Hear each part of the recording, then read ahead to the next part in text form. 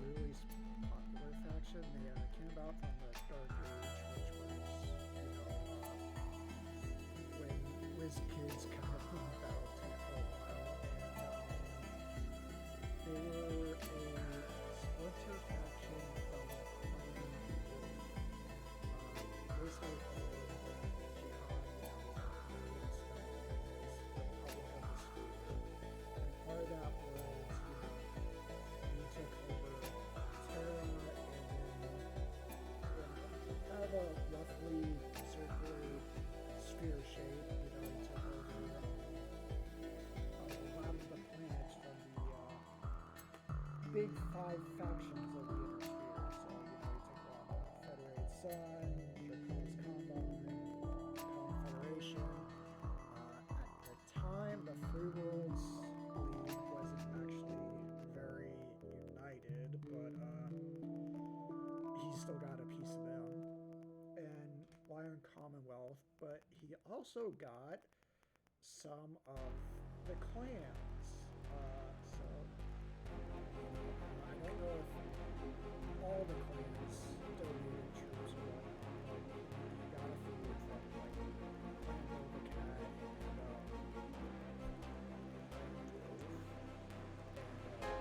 those two specifically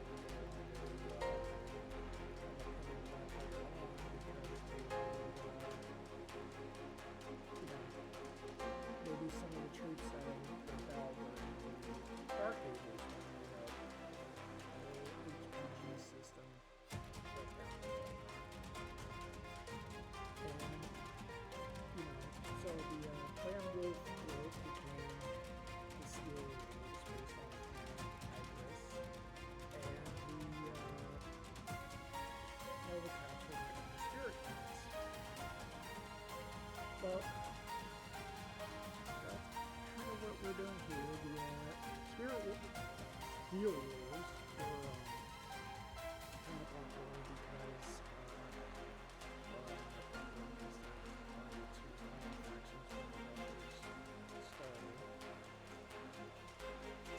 yes, hi Terry. Hi. Let's see what the cat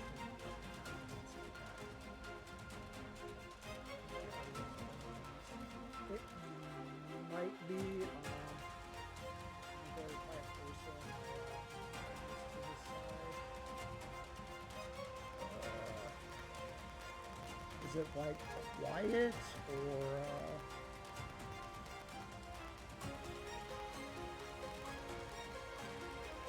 it's just reminding me to turn on my closed captioning. My closed captioning is on. Hey, hello. Let's see.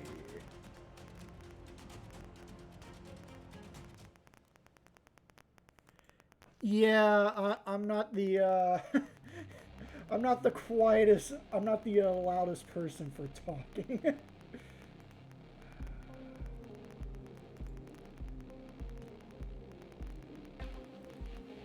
Okay, well, we can just go ahead and stop the music because it was pretty quiet.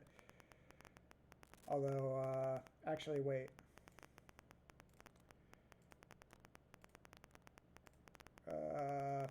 Let's see. There's the music down. And that should be the microphone up. Does that sound better?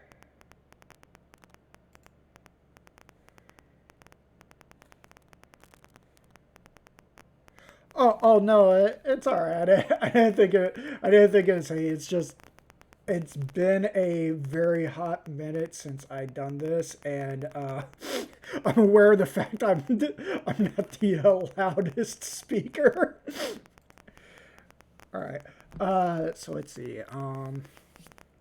So yeah. I think I was just giving a brief rundown of the Steel Wolves, and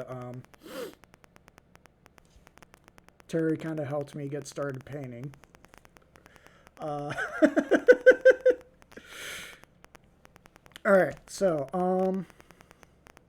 yeah, so what's everyone up to? Do you just want me to keep talking steel wolves for a bit?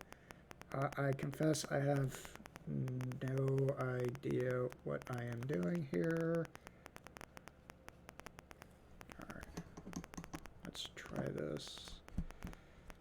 You are not spreading very far. Terry is cute when he wants to be. There. Hopefully adding some water will help it spread a bit. Wow, no, Sigor Brown does not want to spread. Huh. Alright, well, I guess what I can do... Sorry, I've never used Sigor Brown before, and I got, because the videos I was looking at, you know, it looks like it's going to be the brown I'm looking for, which looks like that. This is a Crimson Hawk with the pilot Chris Wolf from the old game set they had. Yeah, I've only tried contrast paints a little while ago. I was trying to paint some Hedonites of Slaanesh, and I used a purple one and a blue one. They seem to go on fine as well. Or they seem to go on fine without any trouble. Oh, Rhinoxide was the brown I selected. But, you know, they went on pretty well, and I think the only problem there was I primed the rest of them anyway. I wasn't planning on using contrast paints in black. So I just got this weird demon horse that's got some really awesome, like, pastel purple, and then kind of like a weird pastel neon blue, and then a lot of black. I never really figured out where to go with it. You know, I wonder if I mix Rhinox. You know, I don't even know if I can mix contrast with the base paint, but we're going to try. The hope is, you know, it helps it, you know, thin down a bit. I do have to say though, I'm kind of liking the these STC brushes from Games Workshop, because every other time I've tried to get a brush, like, I don't even get to use it yet and it's already fraying. Yeah, it might have been Magos purple. I have both of the well, you know, before they did the new range of contrast, I basically bought like all the purple paints GW has. So that was like There's an SH in there. Shyish and Magos purple, I think. Yeah, this contrast paint does not want to work at all. Like, do you see all this shenanigans where it's not wanting to...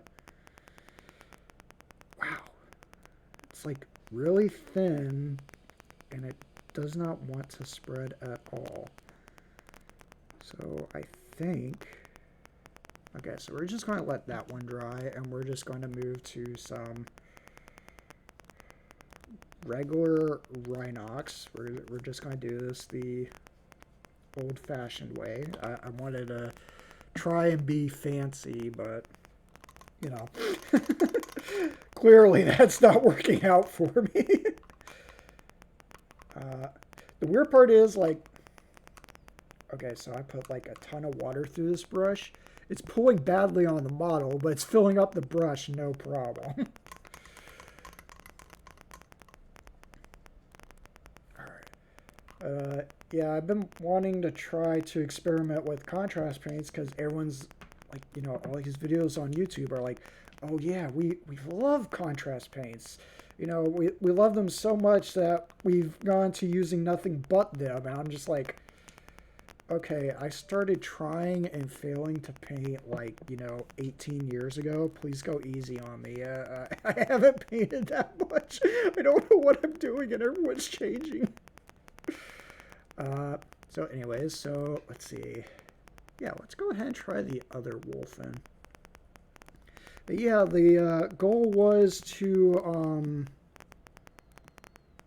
just okay, yeah, that's going on much better, but that's just the wow, even the Rhinox hide is wanting to pull. And it's just it's not even a contrast paint, it's just regular paint. Wow. That is Games Workshop, your browns suck. Anyways, the goal was to try and paint everything brown and then go back and do like silver and cockpits and then just, let the contrast fill up. Oh boy. Wow. You are. Wow. I admit, the few times I've tried, I've dabbled with, like, blues and purples because, well, favorite colors and all that, but wow. This isn't even a contrast paint I'm using right now. This is just, one of their base paints, one of the things you could use for priming, and wow. Okay, anyways, this is not supposed to be a painting review. I totally lost my train of thought where I was. Oh, yeah, so, it's going to do, like, what you see a lot of people doing nowadays where, they get the prime color and then they just go back and find all the bits they want to change and go back over it. Which is kind of what I do with my last models, but which were, those big blue ones that I've been kind of showing off. That was my attempt to paint Wolf Dragoon's Gamma Regiment. Although it came out way much brighter blue than what little artwork you see for. It came out more like a Jamie Archer blue. Or Jamie Wolf's Archer blue. However that sentencing works.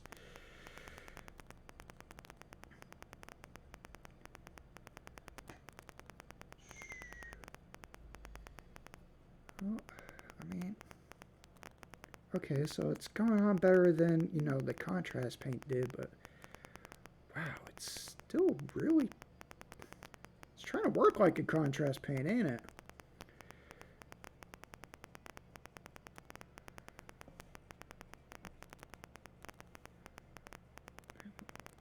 I was not expecting it to behave like this. I was at least expecting a Rhinox hide to behave, normally. Oh well. So, what's everyone been up to? How y'all been doing?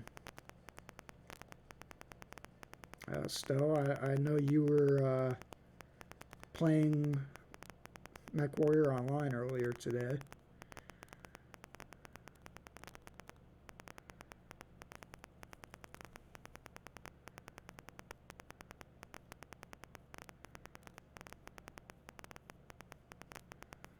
Probably actually let that dry before trying to layer it up again. I don't know if you can see this in the webcam, but my end it's almost like a weird metal brown, which is, I guess it fits for steel wools, but there's one of Terry's hairs. Sorry if my positioning of the model ends up being weird. I've actually never used my webcam for streaming before, and I've definitely never tried to do a painting stream. So congratulations, if you're here, this is my first ever painting stream. Last few times I tried anything, it was a little bit of the Battletech computer game, Cyberpunk 2077, and Alien Isolation. I could not...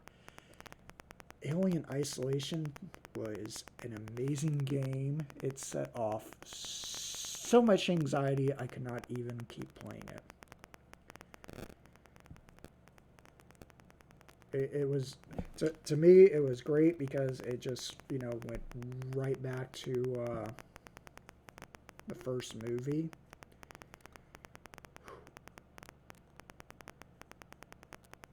All I remember is a lot of hiding from the alien, having to kill a bunch of androids because, well, they're trying to kill me. Dang it, Terry, how's your hair get everywhere? You're not even up here anymore.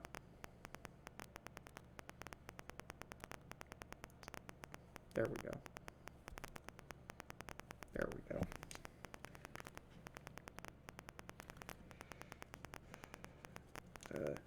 Yeah, Aliens Isolation was an intense game. In a lot of ways, I would have preferred if it was just, you having to deal with the alien, not you having to fight a bunch of androids and people who are just trying to survive a corporate hellhole. Well, no, the androids kind of make sense because the androids are always supposed to be evil in the Aliens universe unless they're exactly that one model of Bishop. And also Winona Ryder.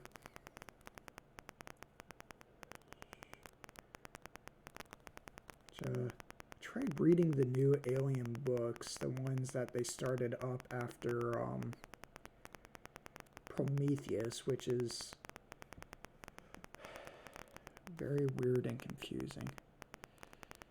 Hey, Rusty, how you doing?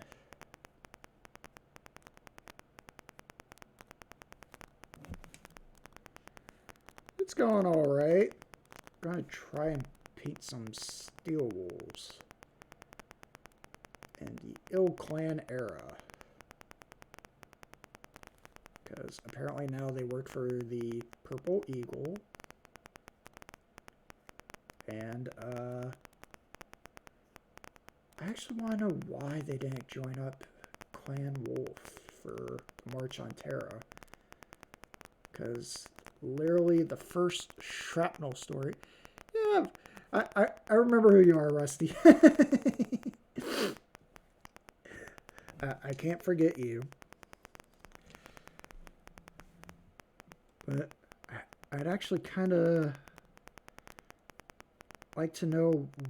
the first Shrapnel story, this might be a little bit of a spoiler, but like one of the first Shrapnel stories was how Clan Wolf was, getting ready for the March on Terra, and they're going around trying to recruit all the wolf warriors who left the Steel Wolves and, where'd my water go? Steel Wolves and Wolf Hunters when Anastasia Kerensky took over. And basically the short story there is, she killed, what's his name, Cal Raddick in a trial of position and took over the Steel Wolves. And from there, first tried to take Sky, the plant Sky, and then also, after failing that, tried to take Terra. And then after failing that, no, it wasn't Sky, it was Northwind. Getting everything screwed up. Now, after Terra, she went to Sky and helped defend it from Clan Jade Falcon. And she fought alongside the Highlanders and the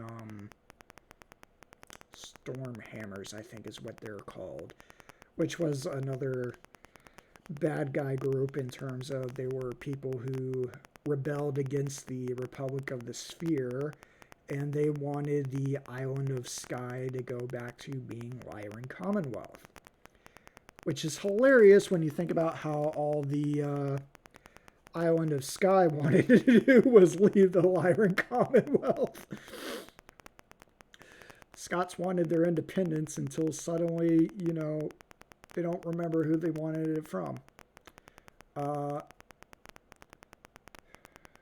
I'm actually hoping everyone has enough Battletech to get that joke, because the Isle of Skye is part of the Lyran Commonwealth, which is, Battletech Space Germany, but the Isle of Skye is Space Scotland.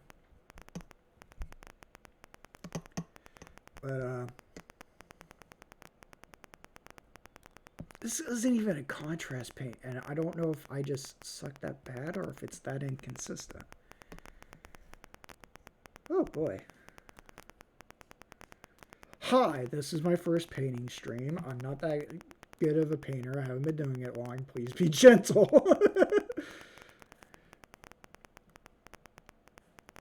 Yeah.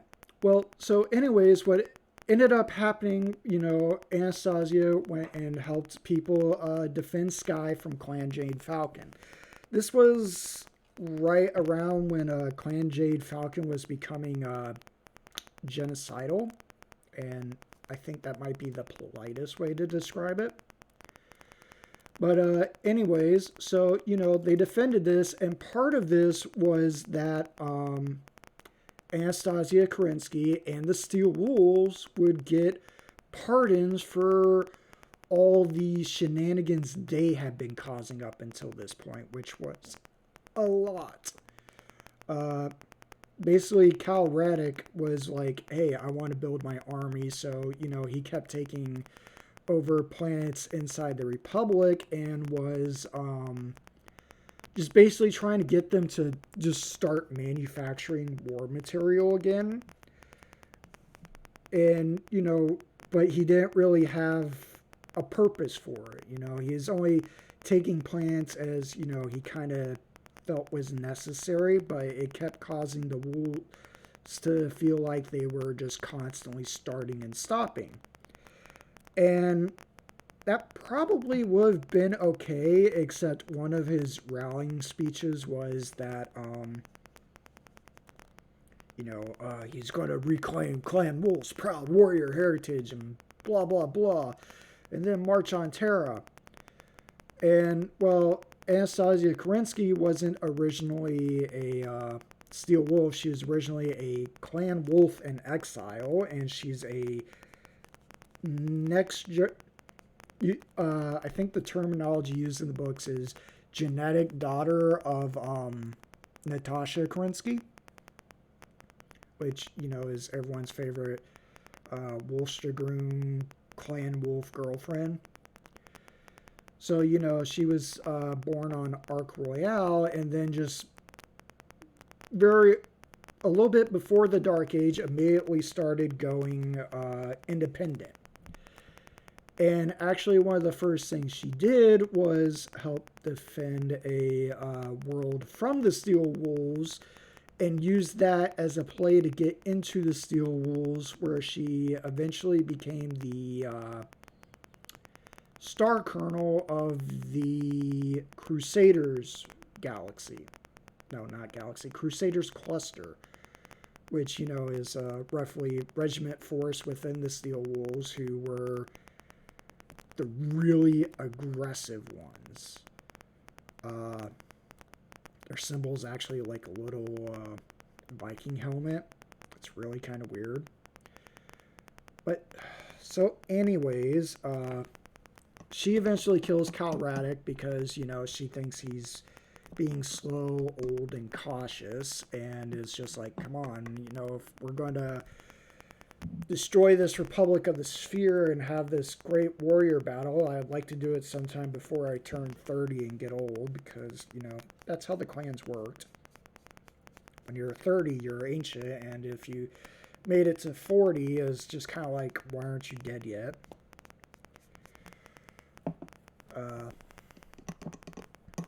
But yeah, so they ended up doing, after she took over, they ended up doing something like attack Northwind, try to attack Terra, attack Northwind again, and, at this point, the Republic is like, you know what, if someone happens to see the Steel Wolves, we will give you money if you kill them.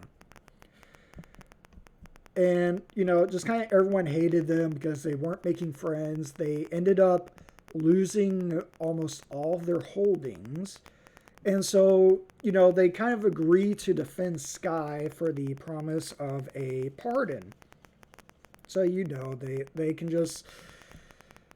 I don't really know what the goal was, but what they ended up doing was, after they got this pardon, they went to Galatea, which was still the mercenary capital of the Inner Sphere, and Anastasia signed them up to become a mercenary company instead of the rogue army they had been up until that point.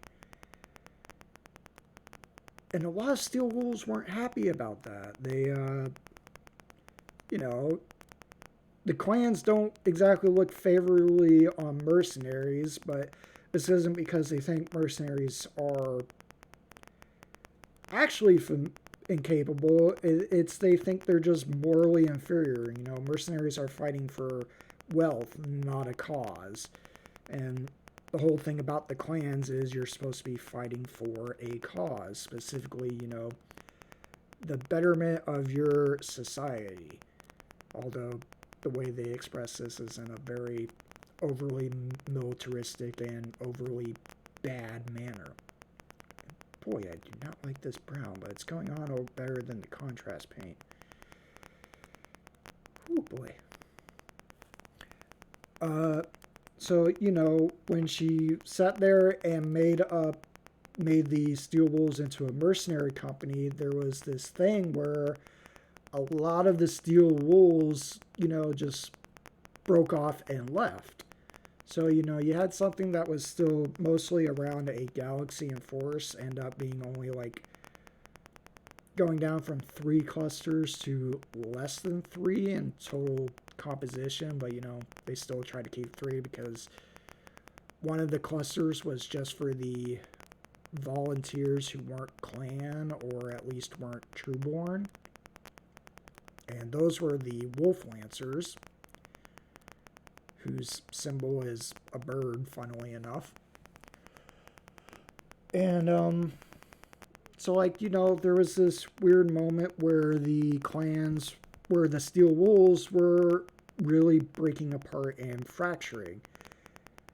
The funny part was that, one of these groups was about company sized and was nothing but vehicles. And when they broke off, they made a group called the Steel Wolves Corps. I guess because they couldn't really come up with a different name. And the irony was for them was they ended up becoming something like a mercenary company as well, completely independent of the Steel Wolves. And, just because it was necessary for survival to maintain their equipment and numbers. And so, Anastasia made the Steel Wolves a mercenary company instead of the rogue army, and kept... I'm not really sure what she did after that point, because Battletech is... So I don't know if anyone did Star Wars Legends way back when, but one of the problems with Star Wars Legends was that every detail in the universe was filled out. The Inner Sphere is kind of like that. So Anastasia Kerensky makes the Steel Wolves mercenaries. And to shorten this up, later on, a little bit later, she decides to rename the group to the Wolf Hunters and kicks out a ton of the warriors. So, this time, instead of people voluntarily leaving, she just kicks out a whole bunch of them, just says, you know what, I don't need all of you. I want only the best of the best. And, that's kind of the excuse she uses. So a whole bunch of these now former Steel Wolves, they just kind of go all over the Inner Sphere. Some of them join up with other mercenary groups. 2 of them about 2 clusters worth of galaxies, 1 battle mechs, 1 aerospace fighter, said, you know what? No, we're not happy with this. We're going to make our own Steel Wolves with blackjack and hookers.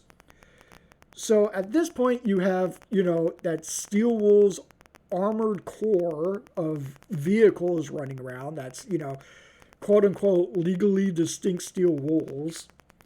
And then you have, the actual mercenary group of the Steel Wolves who are still kind of running around. And they kind of go through this whole thing where, the 2 people who make it are fighting each other over who's in charge.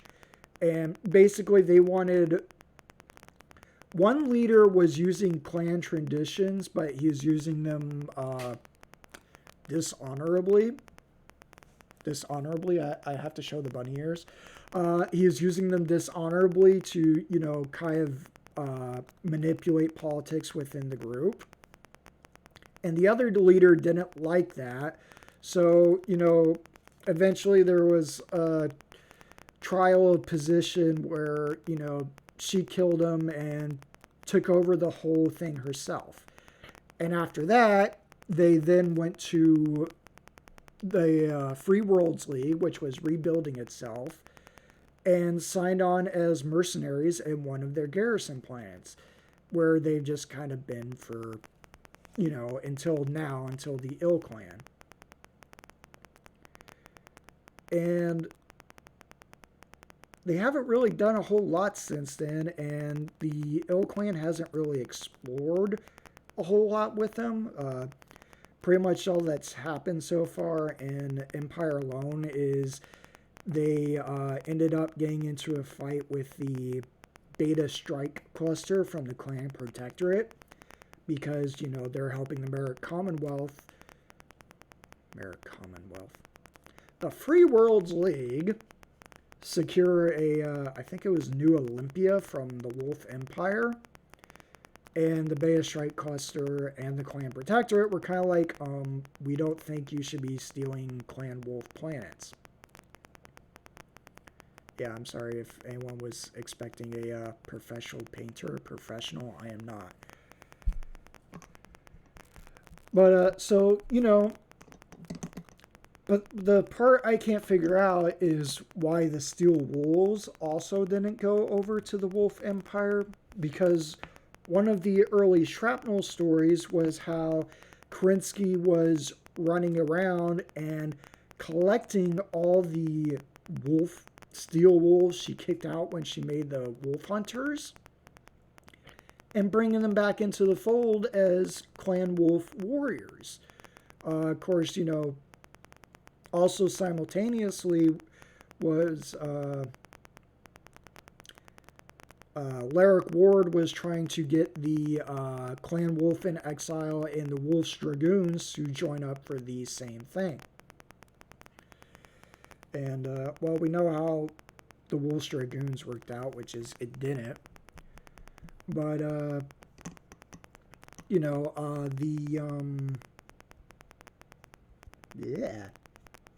all the Wolf mercenaries, apparently that was why they sent out in the first place. They were supposed to, the super secret lore was that they went out and were supposed to infiltrate mercenary companies and basically, I forget the terminology, make them into bondsmen and honorary wolf warriors, soak them in clan traditions, so when she came calling, they would join up and bring entire armies with them.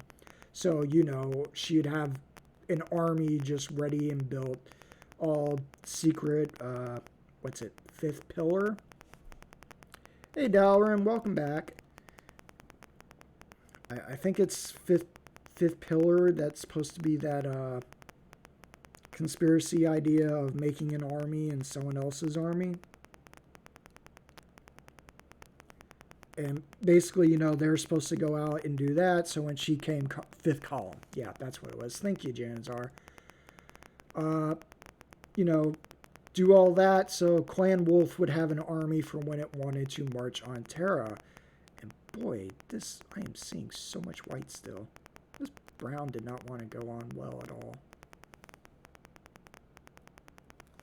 I don't know if I need more water, less water. Well, let's try this what's left of this contrast paint and see how well it, oh, of course it goes over perfectly now.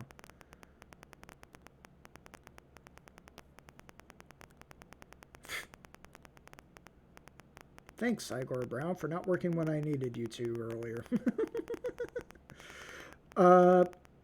You know, did that so Alaric would just have an army on Terra.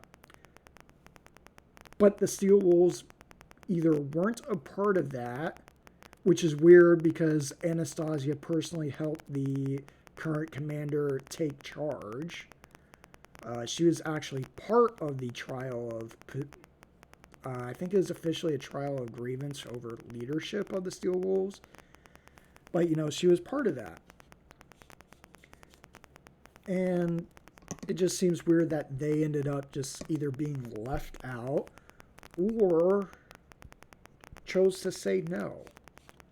And for the life of me, I can't figure out why they would. Because following Sarna, they've only gotten worse in numbers and strength. But on the one hand, they're probably getting a great deal from being right next to the Clan Protectorate, which has, you know, Clan Seafox and all those goodies they can buy. And a garrison duty without battle is a good way to build money. So, on the one hand, they should have the resources. It's just they got to get warriors, and the way the clans like to do warriors, well, that just gets weird.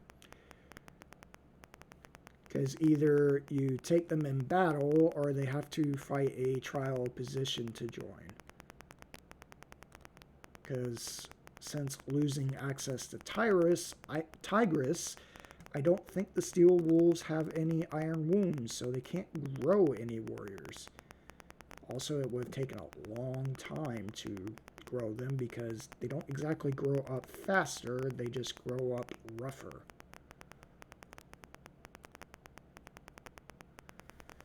Well, I can't say I'm too impressed with browns. I've never tried painting with brown before. I say that like I paint a lot. But boy, it did not go over evenly. The brown I'm using right now is Rhinox Hide. I started here on this leg with Sigor Brown, which is a contrast paint. It did not go over well at all.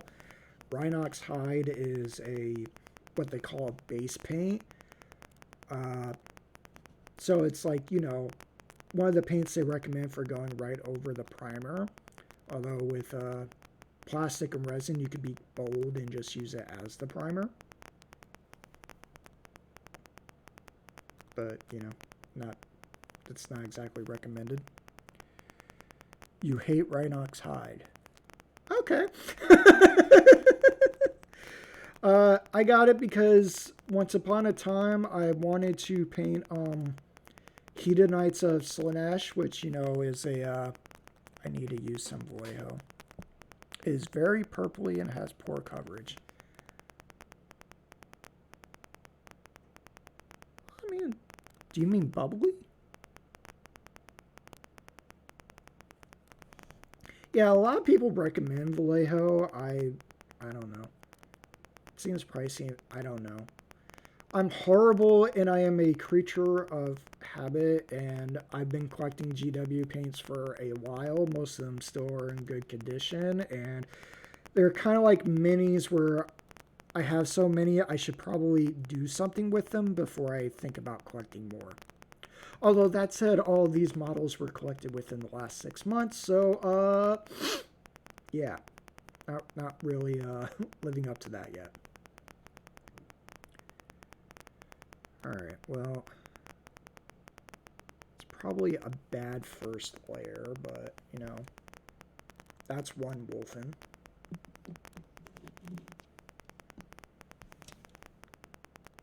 Well, When it was wet, that looked a lot worse because that was just like mostly white with some dots. This is a Cygor brown, no purple. It turns everything to gray ground purple if it is mixed or that pigment separates. Okay. That probably explains why Cygor brown looks so purple in the bottle. I mean, granted, I know you're talking about Rhinox hide, but like this bottle came in, I was like, is this really a brown? Did they mislabel a purple? You know, I wonder if that's, you know, the same problem. So, I don't know. Now seeing the Cygor brown when it dries, it looks like it spreads as it dries.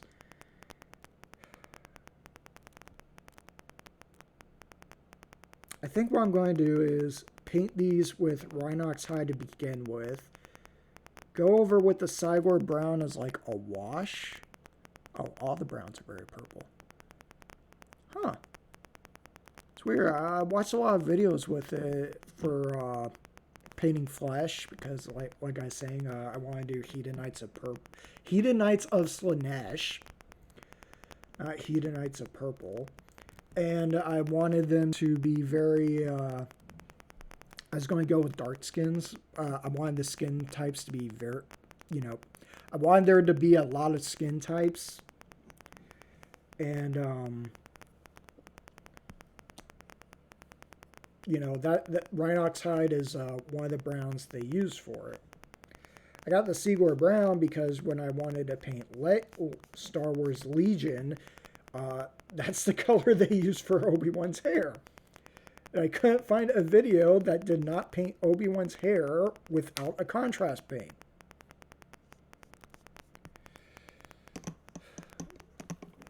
I'm sorry. I just realized my water is like right next to my microphone, so that me washing the paintbrush was probably ear damage. I'm sorry about that. I just thought about that. Alright, I'm just going to take a quick drink.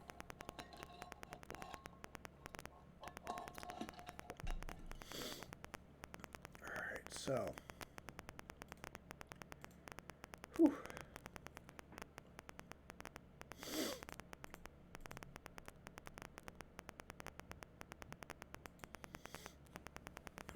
Sorry, I don't talk a whole lot, so my throat's going a little raw right now. Let's get some more water. I think my problem might be I'm thinking it down too much and it's trying to separate like you're saying, Dalaran.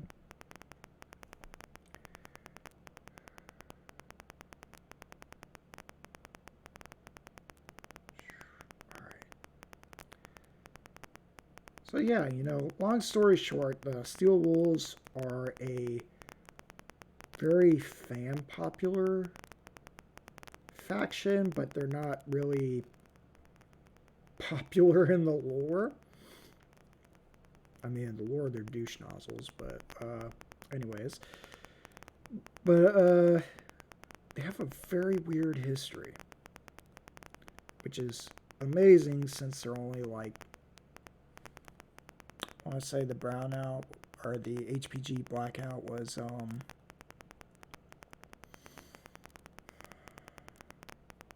33. So they're only like 19 years old as a faction, and they've suffered heavy losses.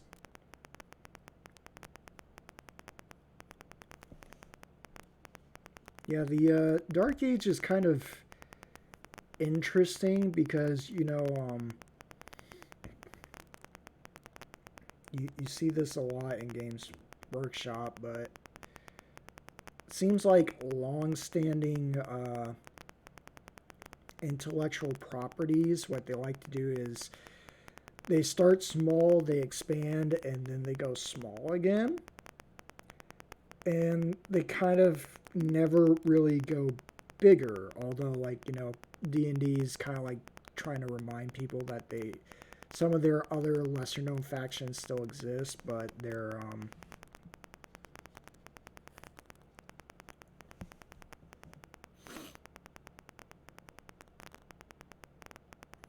Yeah, yeah, I noticed that a lot of the flesh tone painting videos I've been trying to watch are along the lines of you paint a base tone and then you use different washes to either darken or uh, trick it into highlighting to a brighter color. A lot of them liked Gulfen Flesh because I guess it just worked really well as a wash instead of a contrast.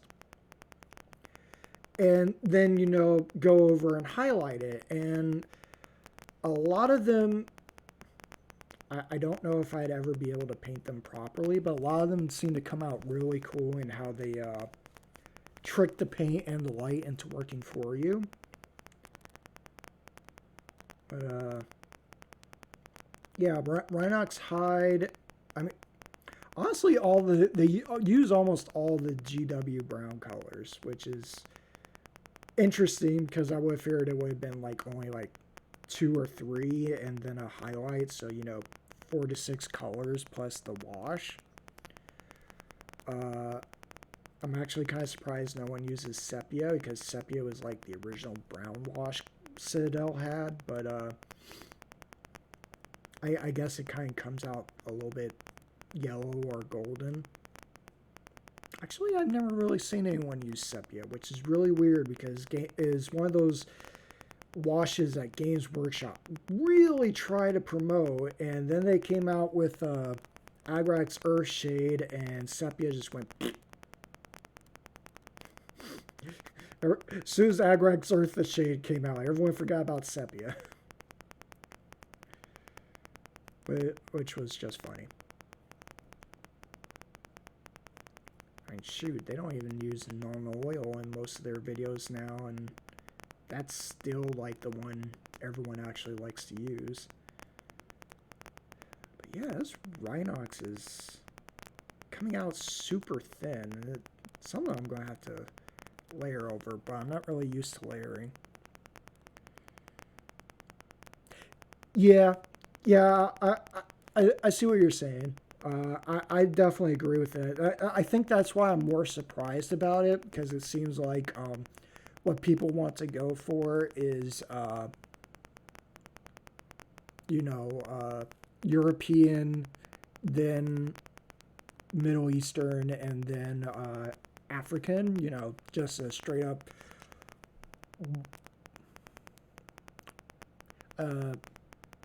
yeah. Words. A straight up white to black skin palette. I think that's what I'm trying to say without trying to sound weird and racist, but that's what it seems like everyone wants. Because I know whenever you talk to 40K players about painting skin, it's always like, no, skin is horrible. We want helmets. Please, for the love of God, give us helmets and armor. Don't give us skin. Which then makes me surprised that, Witch Elves and Hedonites are actually such well-selling models because they're nothing but skin. But, yeah, it never seems like anyone really wants to try and paint like Native Americans or Asians or Mediterraneans unless they're, either into a more traditional fantasy game or, basically something that's not Warhammer. Which I guess kind of says a lot about Warhammer. Funnily enough, I'm not sure I call it representation, but Asians feature a lot in Battletech. Early Battletech, they feature a lot as the bad guys because so in the beginning, when Battletech was simple and was just 5 factions, and everyone wanted you to just make your own group of mercenaries and go running around fighting for one faction against the other and not necessarily being loyal to just one. You know, kind of like Shadowrun, where you're supposed to work for one corporation and then another and then another and then another, and then somehow you work for the cops and then somehow you maybe die or live. Well, you had the Compelling Confederation, Draconis Combine, Free Worlds League, Lyran Commonwealth, and Federated Suns. You did have your periphery powers, so you had your, Space Texas and Space Las Vegas with the Torian Concordat and Magistracy of Canopus, and a couple of others. But pretty much you only worried about the 5 major powers.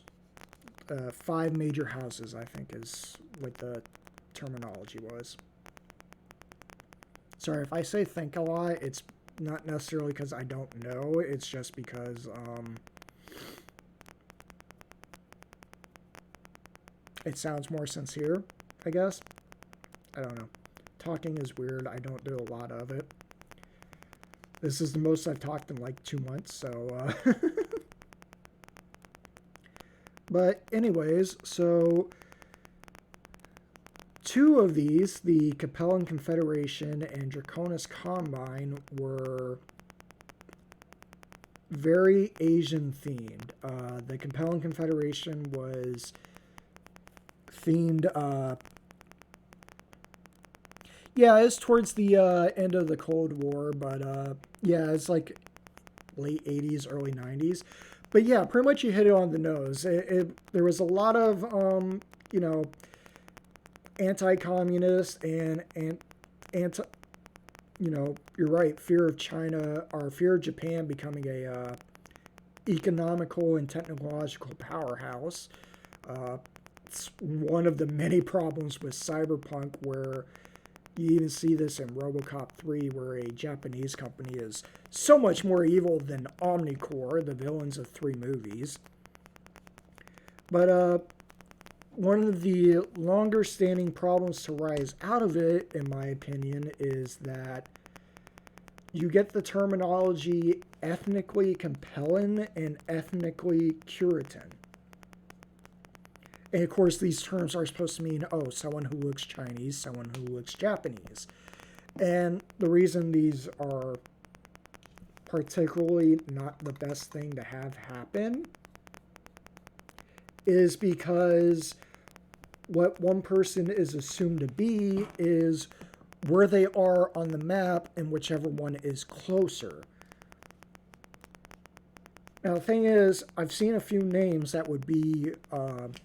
probably like Korean or Vietnamese. Not many, because most of the authors are actually pretty good at least going with, hey, if these people are going to be Chinese, I should at least use Chinese names.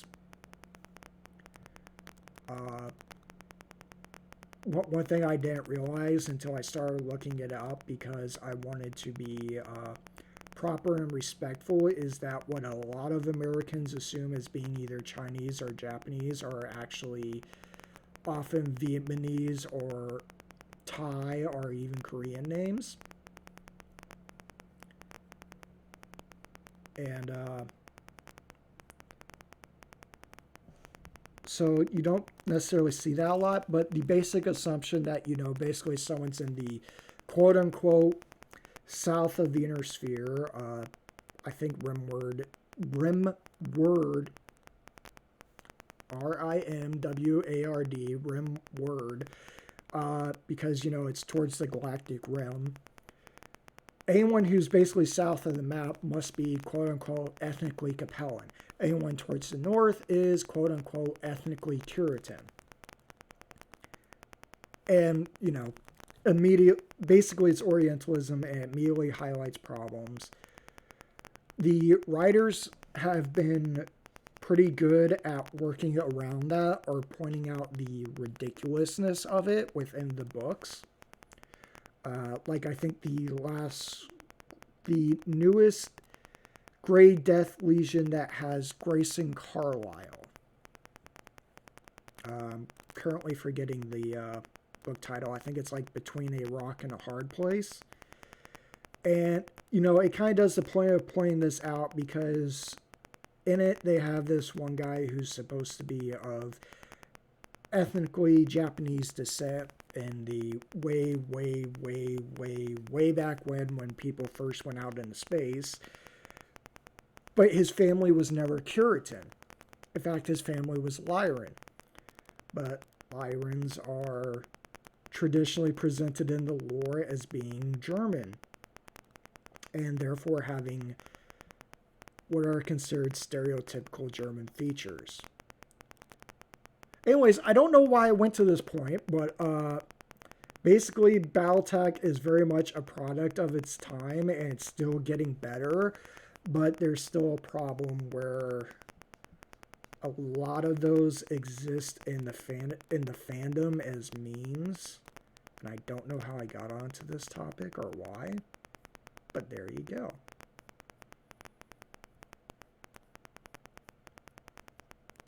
Oh, I remember. I wanted to talk about how Battletech went from 5 factions to 12 factions to 8 factions to 999,000. Boy, I did a good job of controlling that conversation.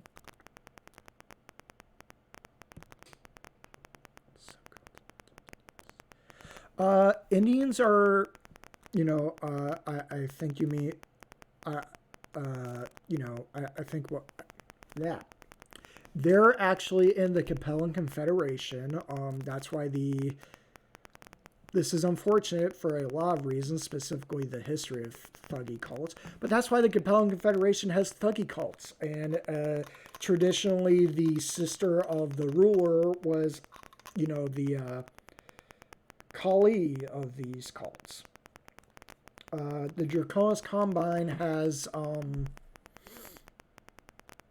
Arab factions. I do think there are still some minor ones that are in both the Combine and the Fed Sons, but the quote-unquote majority are down south in the Capellan Confederation, which is kind of the weirdness of it. Like, Battletech did a weird thing where they said, okay, we only have 5 nationalities, but then to be diverse, we want like 99 different nationalities. And the way they did it was just kind of weird, in my opinion, because they're still trying to focus on like there was that idea that was sort of smart, sort of not, that is like, oh hey, to make it easy, instead of trying to recreate new cultures or do like Dune where we just mishmash them like mashed potatoes and green peas, we're just going to use them as straight up touchstones. And I don't know how well it does or doesn't work, but there it is. It was a thing they tried.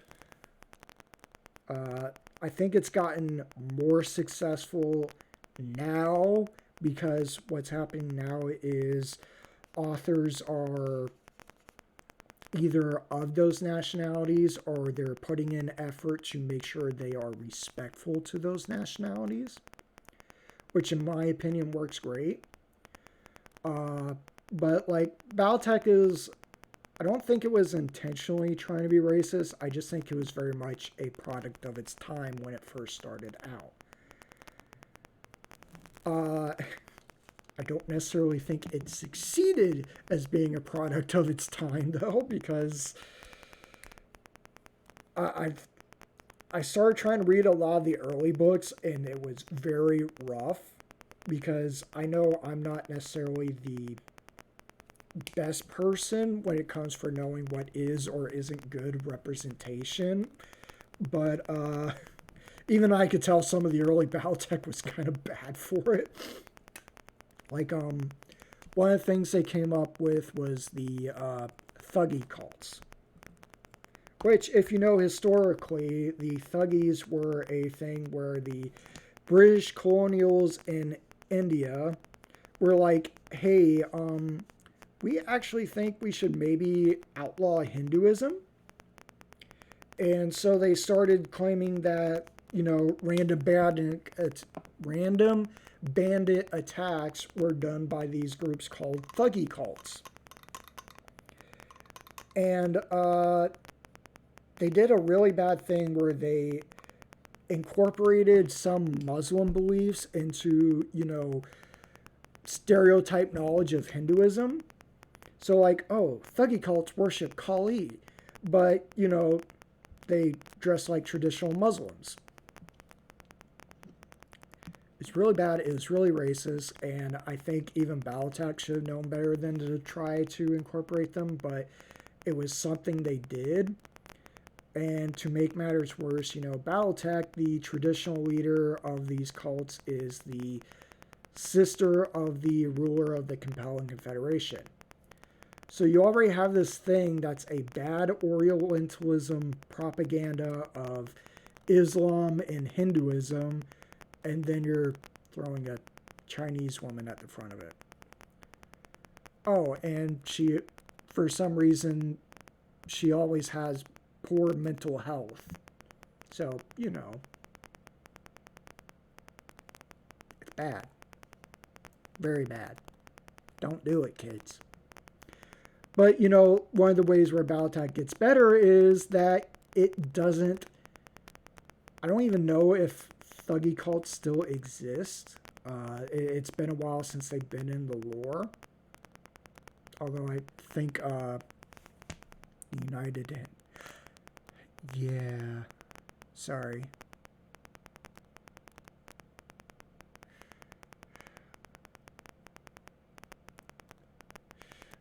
Sorry.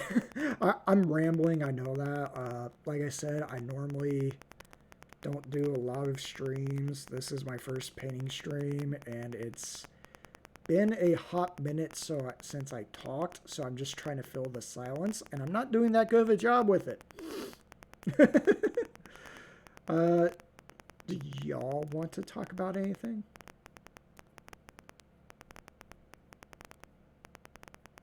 I'm asking for help. Please save me. It's all good. Yeah, it was. Mech Warrior 5, it's all supposed to be before the Fourth Succession War. So it was like, quote unquote early Battletech. Yeah, I think you got a Cyclops out of that quest, which was a really good one.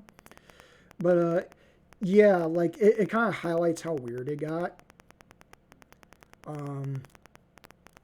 But it was like it just wasn't good. But people are trying now, and when they try, it actually comes out good. For example, I didn't have half the problems that I normally had reading anything that even tangentially involved the Capellans when I was reading, I think it's Blood Will Tell, the Deny Central Liao novel. Let me just look that up real quick. Deny Liao Central. I don't know if I said that backwards or not. But yeah, Blood Will Tell was the novel. And, like, it just seemed like it was really good and wholesome one, although I'll admit that there were some plot points that was weird because it was, like, a big theme of the novel was that she was like, oh, hey, I want to serve the Compelling Confederation, and for some reason her father / brother / uncle was like, oh, hey, I don't think you actually know what that means, so I'm going to have someone teach it to you. And all they could say was, well, until you serve the Compelling Confederation, you can't. Oh, well, now you just made that hard. What is your favorite periphery state? Canopus is cheating. So if I can't choose the magistracy of Canopus, I would have to go with the Scorpion Empire. When I read their Shrapnel story, it just like is a really good one. Basically, Clan Goliath Scorpion was one of the clans, but they're bad for being known as one of the homeworld clans, which means after, the clan invasion was officially lost and terminated, they try to stay in the homeworld. But they ended up getting kicked out when they tried to incorporate some of the Eridani Light Horse members into their Trueborn genetics, which was supposed to be a big no-no. You're only supposed to use people who were some of the original Trueborn for the Trueborns. The biggest exception would be if a Freebirth was able to claim their blood name, and then, if they prove themselves hard enough, then maybe one day they too could be used for clans. Anyways, so Clan Goliath Scorpion, after they got kicked out of the homeworlds, went down into the periphery states, took over 2 of them, and then said, hey, by the way, your leaders who hadn't been building you roads and public hygiene systems and public transportation, yeah, we're going to build all that now. They didn't even demand that the homeworld militaries who survived join them and, go out to fight in the great beyond of the inner sphere. No, they're just like, okay, if you were a soldier before, you're going to be your own military now. You're going to be what we call a garrison caste. You're going to, just protect your homes. That's it. That's all we want from you. We want to pay you. We want your goods that you make, and, we'll just make sure no one gets to your home world, and, we just want to collect your taxes, and they're not even bad taxes. So it's just really weird, because you get a group that should be a military invader, should be bad by all accounts, and then they're like, okay, so we got rid of the horrible people who were taking advantage of you. Have some ice cream while we rebuild your roads and cities. It's weird. It's very weird. But I like it. Probably not the best one. I know everyone loves the Snow Raven Alliance, which kind of does the same thing, but, it's a little bit closer to the inner sphere, so it's on the map. I need to thin this down. Let's try finishing the rest of it, and then we'll get some more Cygor Brown to use as a wash. This one is coming out darker than the other one, but I think I'm putting it on thicker. I'm okay with that. It's just not going into these cracks real well. Yeah, the Concordat and the Raven Alliance are the 2 that everyone usually goes for. The Concordat is very, Space Texas. But they're more liberally inclined, because they're like, oh, hey, we want everyone to have a public education. It just comes at the cost of military service, which isn't the worst thing, but, there are still problems with that. And then the Snow Raven Alliance is Clan Snow Raven came in and did some of the other clans, like Clan Goliath Scorpion and Clan Ghost Bear, took over a portion of the inner sphere, and then decided to be very egalitarian about it. And it's working out. There are still places where the clans are absolute dicks. One of those is the Jade Falcon occupation zone, because the clan Jade Falcons they never really stopped being dicks, but they definitely became worse. I don't know how Hell's Horses are doing, but I know they're trying to take over everything the Falcons had. Problem is, they're one of the more, prejudiced clans, so I don't think they're doing too well socially. Yeah, they probably are. I don't know enough to say yes or no, but it wouldn't surprise me. I trust people know that more. The meme for the Concordat is Space Texas.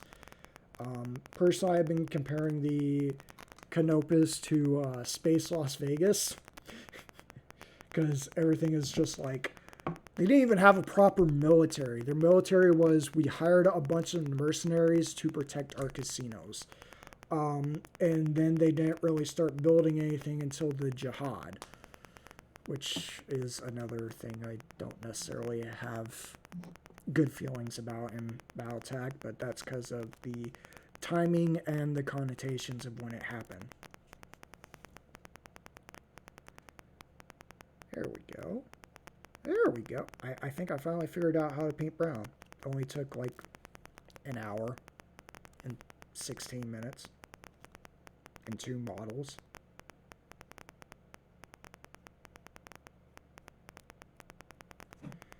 But good news is the other one should be dry enough that I can go over and use Cygor Brown as a wash, hopefully, and fill in all those lovely white bubbles.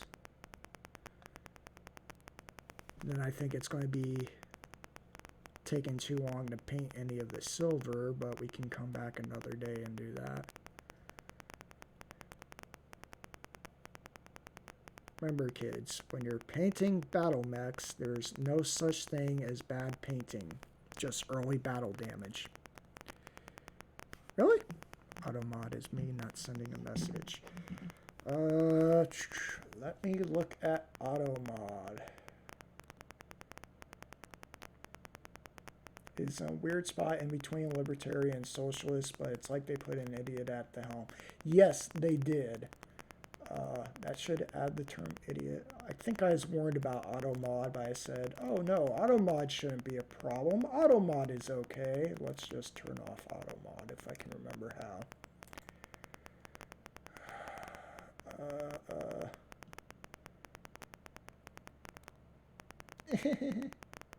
How do I turn off Automod?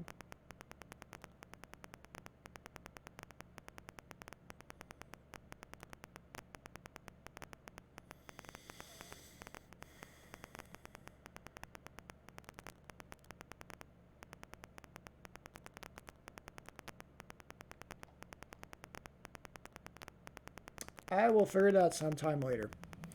But yeah, like, on the one hand, the Taurian Concordat has a lot of problems with the wrong people in charge. But on the other hand, they fought off the Federated Suns. I mean, like, they're obviously doing something right because, you know, the Federated Suns are easily the most historically capable in military matters for the Inner Sphere, and they got their asses kicked.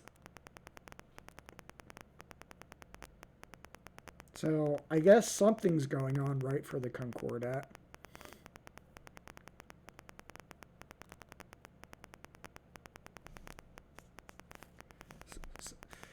There are better Space Texas than real world Texas, that's for sure.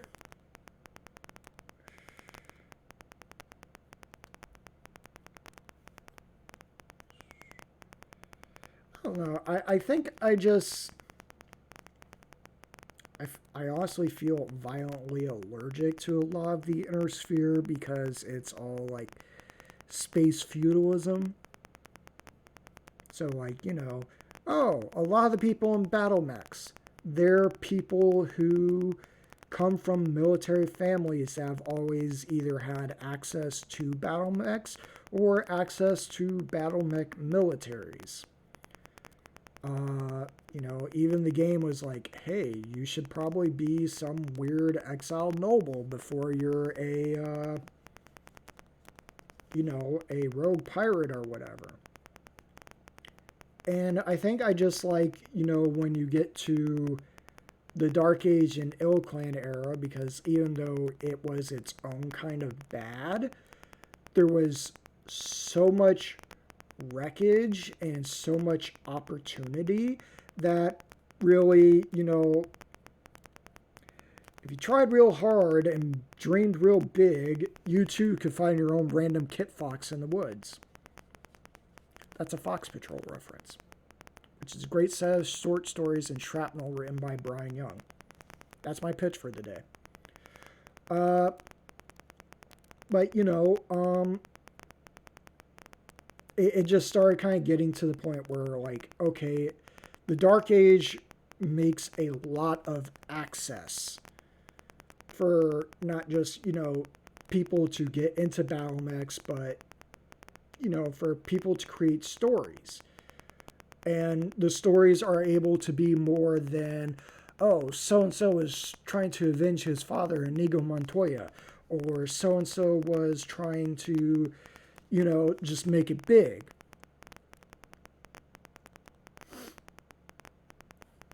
Yeah, honestly, after reading, I forget the title, but the books that describe how the Federated Sun, the Warrior Trilogy, that's what it was.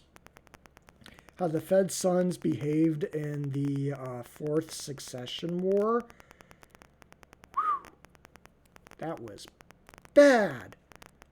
Like, I'm not the biggest military person, but that's because I tried to do the military and I had problems with how the people in charge think.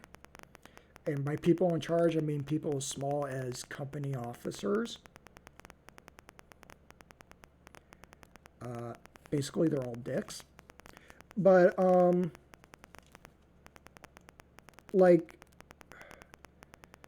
okay, so at one point in the Fourth Succession War, there is a Duke Hassick. He is cousin, I think, to Hans Davion, who is like one of the big Battletech heroes and leader of the Federated Sons and yada yada. And, he basically, yeah, no such thing as war crimes. This wasn't a war. Technically speaking, this one wasn't a war crime, but, even the most war crime soldier that I know would sit there and go, oh no, that shit is fucked up. You don't betray your troops like that.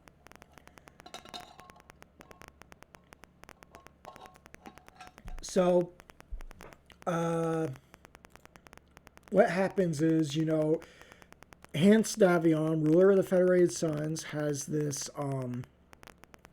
cousin who's in charge of what's called the Capellan March, which is the border between the Federated Sons and the Capellan Confederation on the Federated Sons. This would be someone in charge of the Romulan Neutral Zone in Star Trek.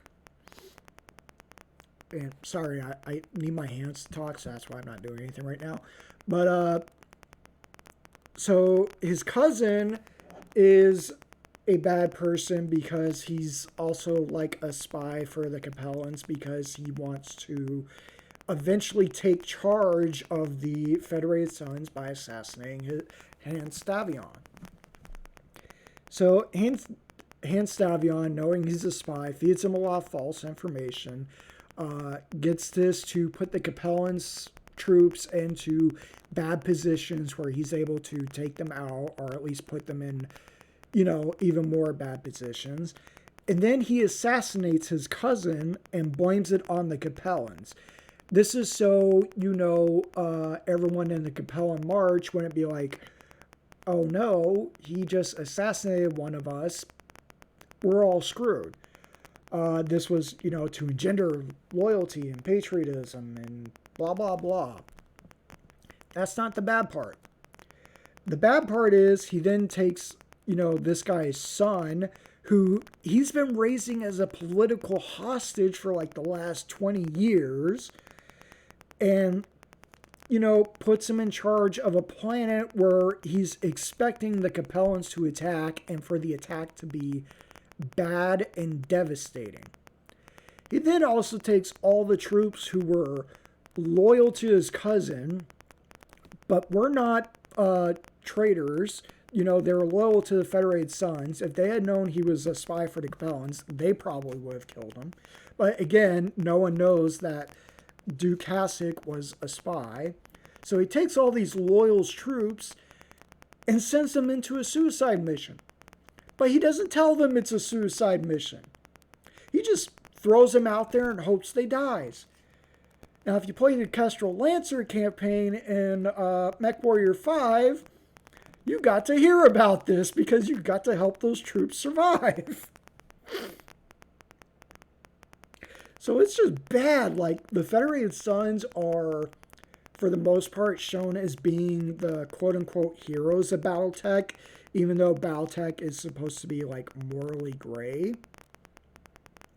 And they're actually one of the worst factions out there because they will just throw you under a bus because they don't like the guy who is maybe the landlord at one point in your life. Like, it was bad. I'd almost rather take the Capellans because, you know what? Yes, I might die every 5 seconds, but, at least I know it's because he has anger problems, not because and I happen to be in the way, not because, he's like, yes, this is how I fuel the fires of patriotism. Murder a bunch of my own subjects. Although the Capellans did end up doing that in the Dark Ages, so.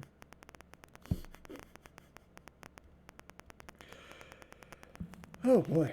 To me, the ideal way to live in the Inner Sphere would be independent.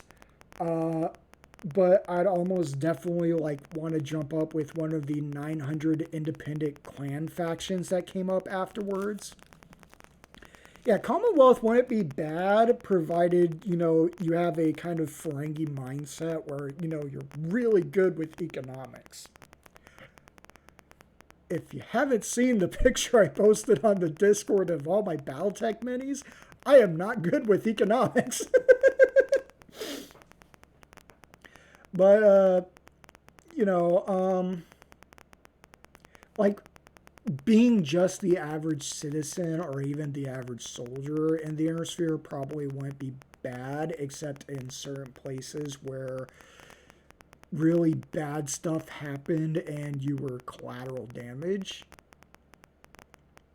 I think the absolute worst place to live would be the Republic Remnant. Now, the terminology for that is when the Republic of the Sphere, it ended up doing a thing called the Fortress Republic, which was, it basically said, okay, all these outlying districts of planets, we're not going to put effort into defending them. If they can defend themselves, great. But we're going to worry about Terra and the core of Prefecture 1. That's it. That is all we're going to defend.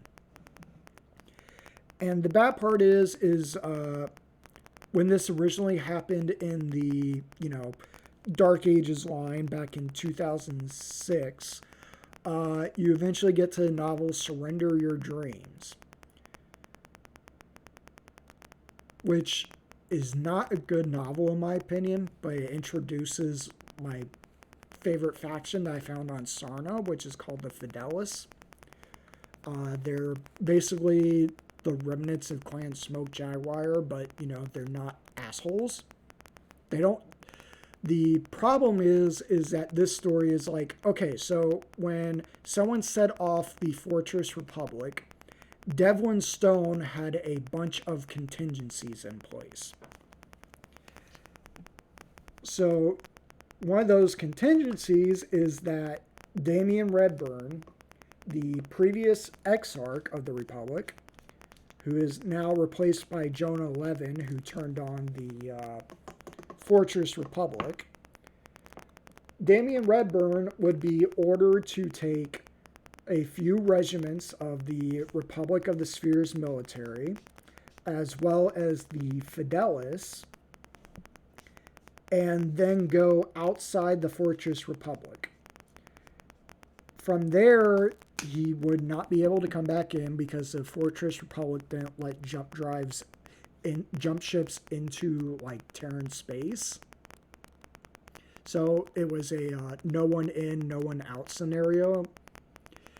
And he would then take charge of these troops and initiate several redundancy strategies organized by Devlin Stone to basically keep everyone outside the Republic so focused on attacking each other that they couldn't attack the Republic, which is a really dick move. But it is also one of those things I guess was supposed to speak to how smart Devlin Stone was, because they're kind of like the they're that trope of, if you're seeing this video, I'm dead and gone, blah blah blah, and here's what you need to do.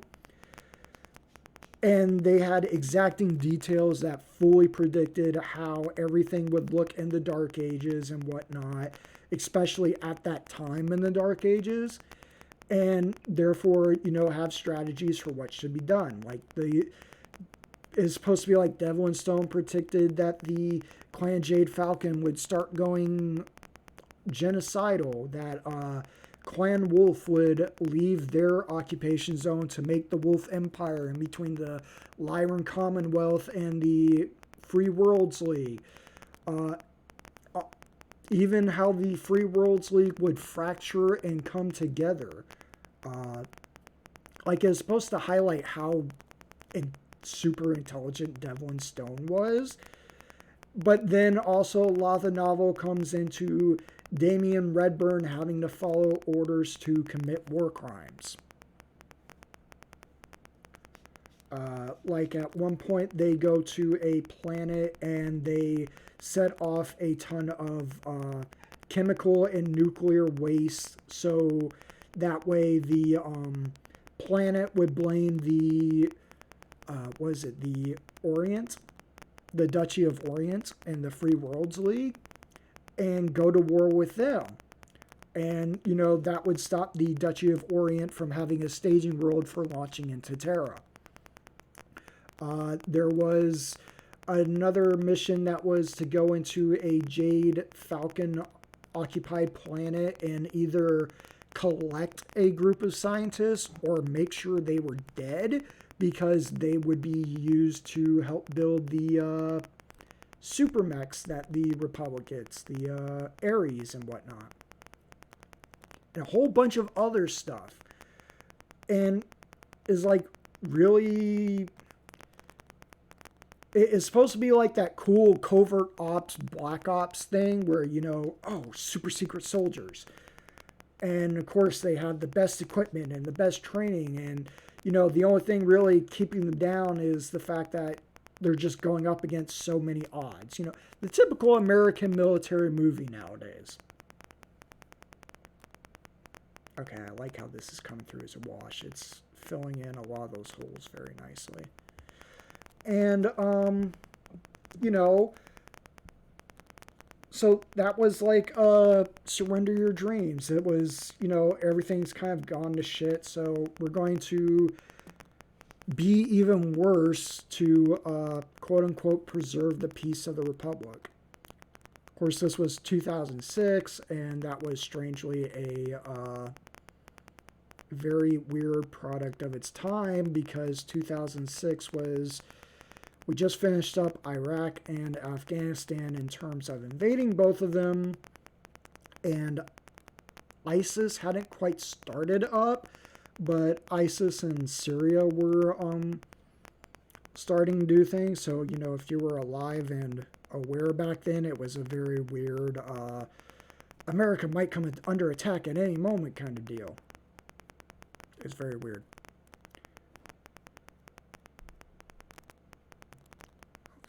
Oh, no. I thought this first model kind of came out kind of bad, but kind of like how this Cygor Brown is going over it. And I think I'm going to use it as a wash on the other Wulfen mech, and then we'll call it a night. Also, I apologize for all my rambling tonight. As I said, This isn't a thing I normally do. One of the reasons I want to do it is so I get better at it.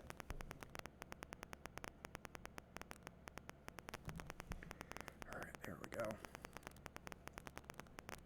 And hopefully with doing it better, I can do more of it and it not quite be a disaster.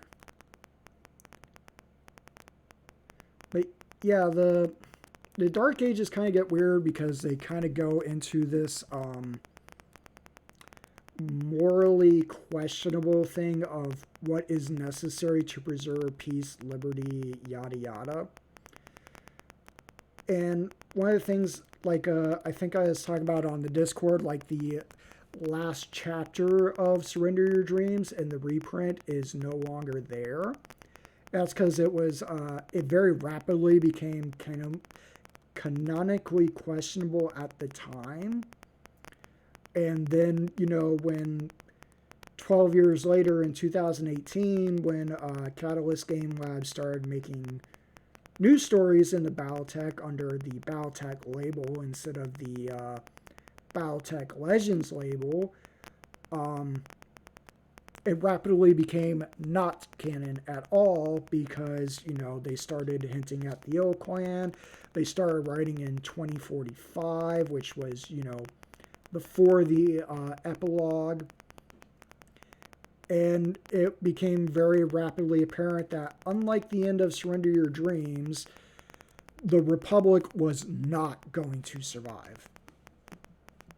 Haha, Devil and Stone's war crimes failed. No one survived. Well, people survived, but, you know, the Republic would not. Devil and Stone would not. And, you know, so that happens. Okay, I definitely like this as a wash more than I do a base paint because it's doing what it's supposed to, and it's going over that brown and filling in where all the white is. Yeah, it's doing that just nice. Remember, kids, there are no mistakes. Only birds, trees, and battle damage on battle mechs. Bob Ross.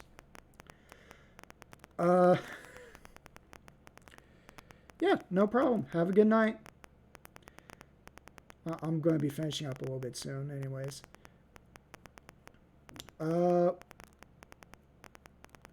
Yeah, so, you know, now we're kind of in the Ill Clan era, which is a weird mix because no one knows what's going to happen. All we know is that the Republic fell under the weight of its sins and broken promises. I think that's the best way I can phrase that.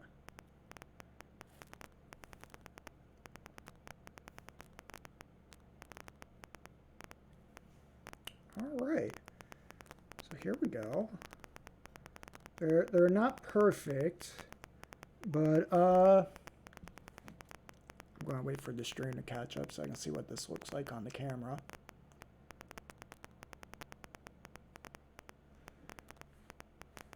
Yeah.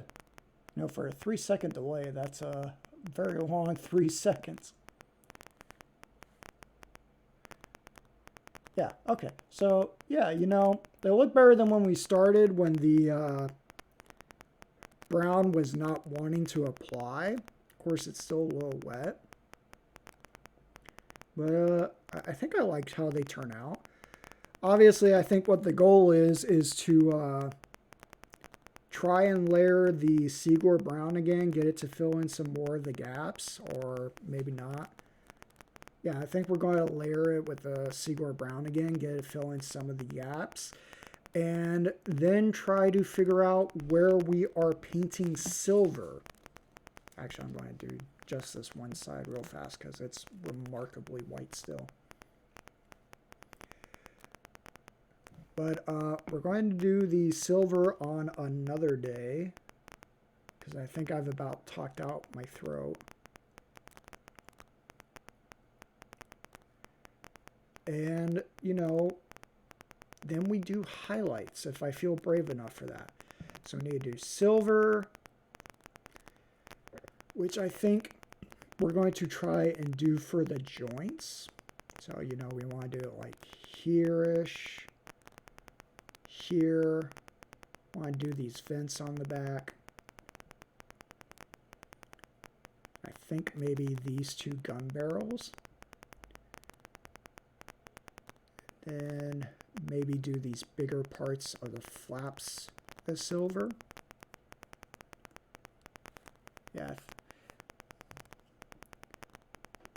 Then I kind of had the idea that these would be like, you know, twin mechs.